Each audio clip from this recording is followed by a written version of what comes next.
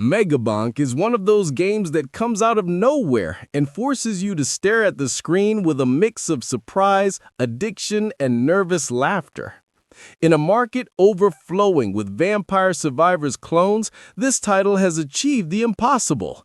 It makes the formula feel fresh again, unpredictable, chaotic, and completely out of control. Megabonk isn't just a spiritual successor.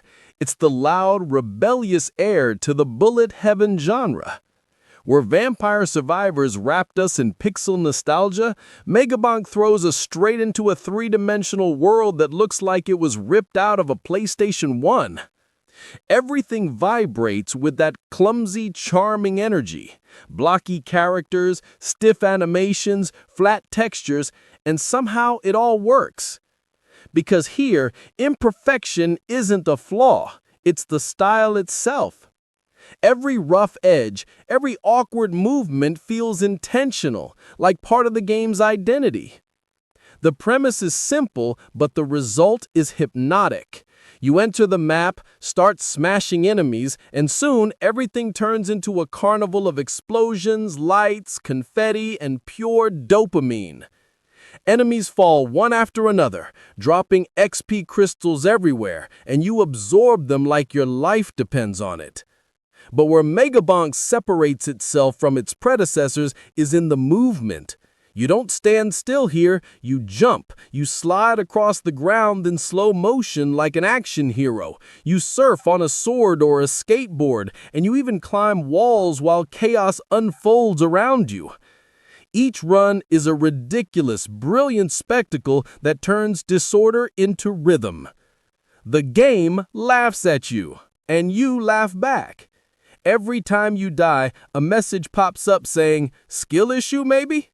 And yes, it probably is, but you're so deep in the frenzy that you just smile and hit retry. Because Megabonk isn't just something you play, it's something you experience. It's an explosion of stimuli that mixes dumb humor with tight, satisfying gameplay. The sound design ties it all together. The soundtrack is a relentless wave of retro energy, like someone mixed 90s arcade music with coffee and anxiety. Every beat pumps your pulse faster. Every hit reinforces that sense of being inside a storm of adrenaline. It's stressful, sure, but it's the good kind of stress, like a cup of coffee that's way too strong but makes you feel alive. And then there's the content. 20 characters, all different. From medieval knights to skateboarding skeletons, from orcs to snipers wearing ghillie suits. Each with unique abilities and playstyles that make you want to unlock them all. The arsenal of weapons and tomes is pure creative chaos. Bigger projectiles, faster fire rates, crazy combos that turn the screen into a fireworks show. No two runs feel the same, and when everything clicks, when every enemy explodes in a storm of light and XP, it's pure controlled madness. There's also the meme factor.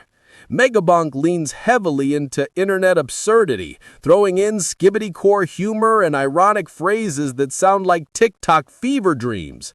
Some players might find it annoying, but for others, that's part of the charm. It's a game that laughs at everything, even at itself, and that self-awareness gives it real personality. But the real danger of Megabonk isn't its humor or its difficulty, it's time.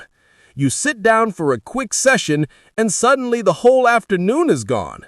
Hours melt away as the game keeps you trapped in that hypnotic loop of progress and chaos. It steals your time with a grin, and it's so good at it that you almost thank you for doing so. Megabonk is a statement. A game that embraces madness, imperfection, and excess to remind us why we love gaming in the first place. It's beautiful chaos, a tribute to Vampire Survivors, but with its own twisted soul. It's fun, it's addictive, and it's gloriously absurd.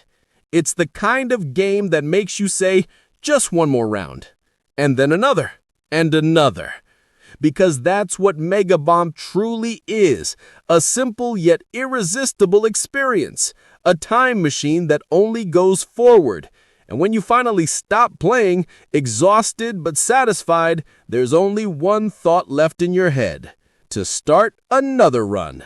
Because yes, it's that good.